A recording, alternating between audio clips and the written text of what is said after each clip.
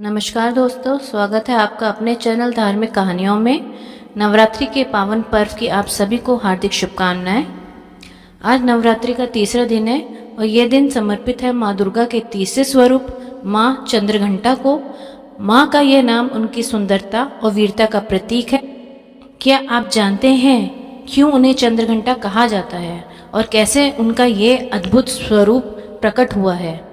आज हम माँ चंद्रघंटा की उत्पत्ति, उसके नाम का रहस्य और उनकी महिमा से जुड़ी एक अद्भुत कथा जानेंगे।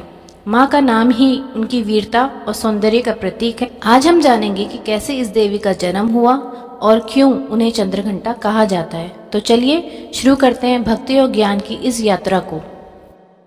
बहुत समय पहले दैत्यराज महिषासुर ने अपनी क्रूरता से स्वर्ग और पृथ्वी पर हाहाकार मचा रखा था। उसके अत्याचारों से देवता भी कांपने लगे। उसने इंद्र का सिंहासन छीन लिया और देवताओं को स्वर्ग से निकाल दिया। तब सभी देवता ब्रह्मा, विष्णु, महेश के पास गए। उन्होंने अपनी व्यथा सुनाई और महिषासुर के आतंक से मुक्ति दिलाने की प्रार्थना की। देवताओं की करुणा पुकार सुनकर त्रिदेव अत्यंत क्रोधित हो गए। उनके क्रोध से एक अद्भुत तेज उत्पन्न हुआ। यही तेज बाद में देवी दुर्गा के रूप में प्रकट हुआ। भगवान शिव के तेज से माँ का मुख, विष्णु के तेज से भुजाएं और ब्रह्मा के तेज से पैर बने। इसी तरह हर देवता ने अपना अपना तेज देकर इस महाशक्ति को बनाया। इस महाशक्ति को 10 हाथ थे। इस महाशक्ति के 10 हाथ थे और हर हाथ में एक एक अस्त्र था। भगवान शिव ने उन्हें अपना त्रिशूल दिया, विष्णु ने चक्र, इंद्र ने वज्र और ब्रह्मा ने कमंडल। इसी तरह हर देवता ने उन्हें अपनी शक्ति प्रदान की। एक बार भगवान शिव से विवाह करने के लिए माँ पार्वती ने कठोर तपस्या की। जब वह तपस्या पूरी करके विवाह के लिए तैयार हुई तो भगवान शिव ने अपनी विवाह की बारात लेकर वहां पे चले गए। उस बारात में भूत, प्रेत, राक्षस और तरह तरह के डरावने जीव थे। यह सब देखकर माँ पार्वती की माता और सखियां बहुत ही डर गईं।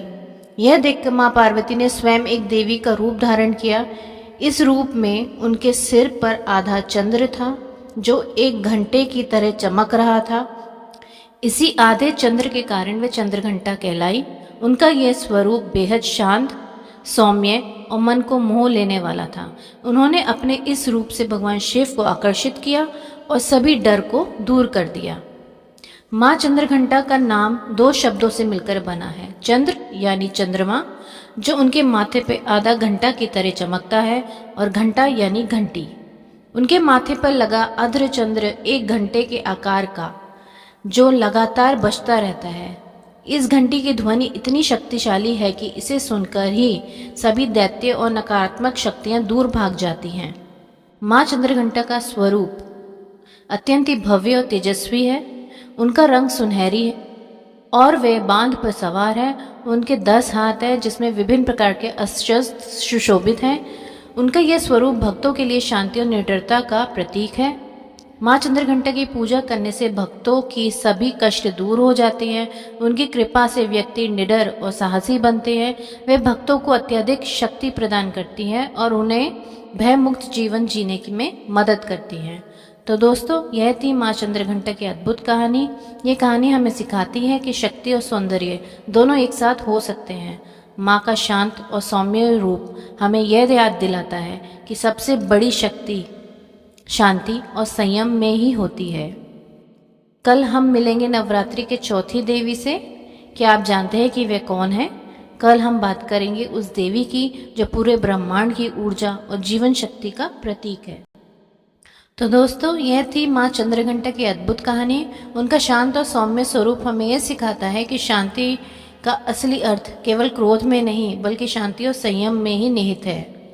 जब भी आप भय महसूस करें या मन में अशांति हो, माँ चंद्रघंटा का ध्यान करें। उनके घंटे की ध्वनि आपके सभी डर को दूर कर देगी और आपको आंतरिक शांति प्रदान करेगी। अगर आपको ये कहानी पसंद आई हो तो इस वीडियो को लाइक करें और अपने परिवार और दोस्तों के साथ शेयर ज़रूर करें।